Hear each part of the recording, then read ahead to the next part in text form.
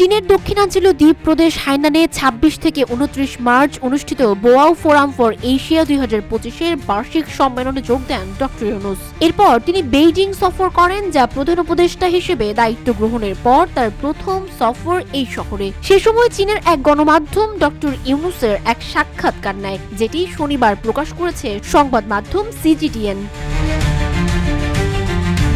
এই সাক্ষাৎকারে ডক্টর ইউনূস বলেন, শান্তি একমাত্র সমাধান, যুদ্ধ কোনো সমাধান নয়। শান্তি প্রতিষ্ঠার জন্য যুদ্ধের কোনো প্রয়োজন নেই। একই সঙ্গে বাংলাদেশে চাইনিজ সাংস্কৃতিক কেন্দ্র স্থাপনের আহ্বানও জানান ডক্টর ইউনূস।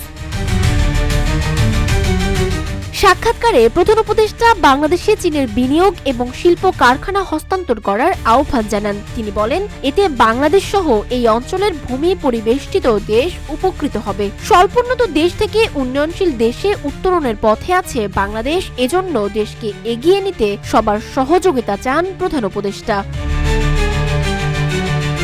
চীন সফরের মাধ্যমে এই দেশের সম্পর্ক আরো গভীর ও ফলপ্রসূ হবে বলেও আশা প্রকাশ করেছেন ডক্টর ইউনূস। বাংলাদেশ ও চীনের মধ্যকার ৫০ বছরের দ্বিপাক্ষিক সম্পর্কের সাফল্যকে অত্যন্ত তাৎপর্যপূর্ণ হিসেবে অভিহিত করে প্রধান উপদেষ্টা আশাবাদ ব্যক্ত করেন, চীন তার জনগণের আকাঙ্ক্ষার সঙ্গে সঙ্গতিপূর্ণভাবে বাংলাদেশের রূপান্তরে সহযোগিতা করে যাবে। বাংলাদেশ দক্ষিণ এশিয়ার প্রথম দেশ যারা BRI সহযোগিতার জন্য চীনের সঙ্গে একটি সমঝোতা স্মারক স্বাক্ষর করেছে। সানজিদা আফরিন সোনিয়া, রূপালী বাংলাদেশ।